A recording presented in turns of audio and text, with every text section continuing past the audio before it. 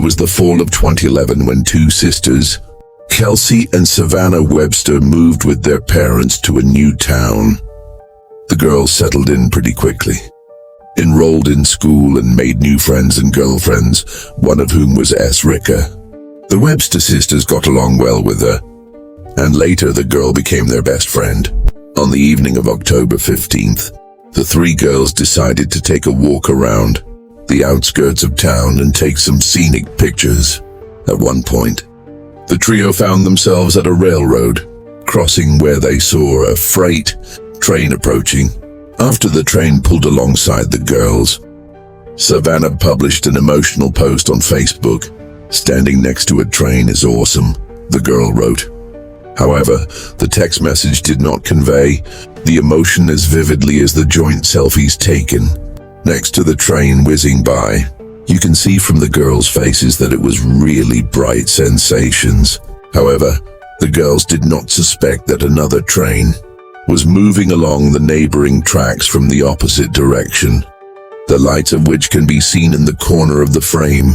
For a better understanding of the situation, let's take a closer look at the location of the girls and the trains. So the girls were standing at a railroad crossing between two tracks. This is a small area that is just over a meter wide. It was in this area that Savannah, Kelsey, and Essa were located. The first train was moving towards the girls and was in their line of sight. As it passed by, they took selfies. The girls stood in close proximity to the train.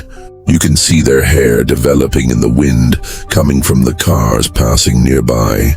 At the same time, another train was moving along the neighboring tracks towards the girls. It is visible in the photo, but in reality the girls were so engrossed in the photo shoot that they did not notice it. Seeing the people on the tracks, the driver started desperately giving them sound signals, but in vain. None of the girls even moved. Apparently, the noise and rumble of the train rushing by simply drowned out the sound signals of the second train. The girls did not see or hear it. Realizing the criticality of the situation, the driver made the only correct decision in this case to use emergency braking. However, the train may take more than a kilometer to come to a complete stop. The multi-ton machine was rapidly approaching the girls, who did not suspect anything.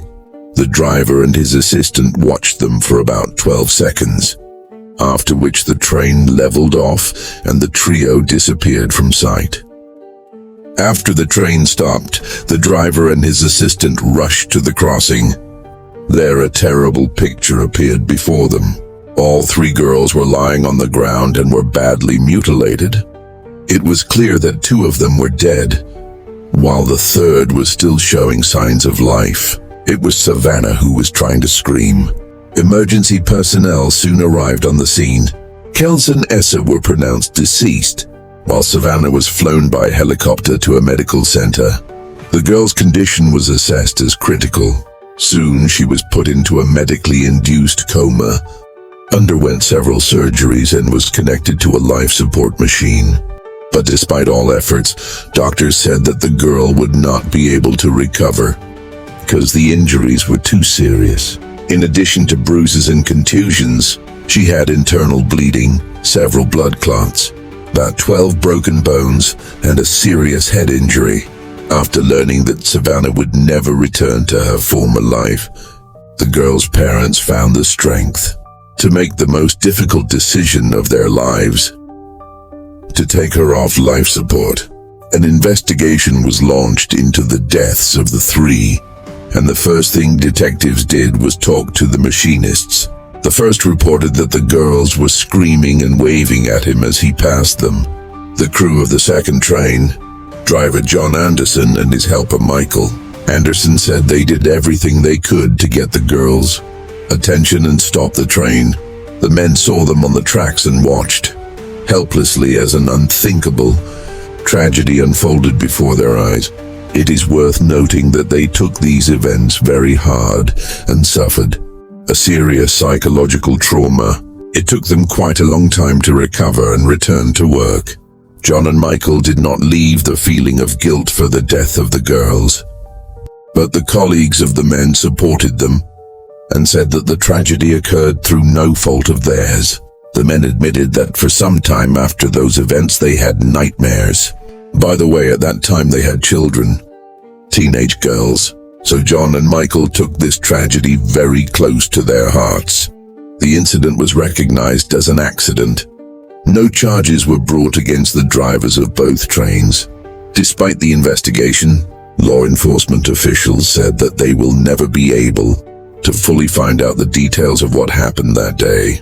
There are several versions of what happened to Kelsey, Savannah, and Essa after they were caught between the trains. According to the first version, strong swirling air currents formed between the trains knocked the girls off their feet and they fell under the wheels. According to another version, a powerful airflow from the second train threw the girls on the neighboring train. Another version is that the girls noticed the second train at the last moment and tried to leave the crossing, but it was too late and the train hit them. Police said that at least one of the girls was hit by two trains at once. This tragedy brought grief not only to the families of the victims, but also to the drivers who unwittingly became participants in those terrible events. Subsequently, a memorial was erected at the scene of the accident, in memory of the girls who lost their lives. Taking this photograph, which became the last in their short lives. For all of us, this story should serve as a reminder to stay away from railroad tracks and trains. The railroad is a high-danger area and definitely not a place for fun. Don't do anything stupid and follow basic safety rules if you don't want to become the hero of the next video.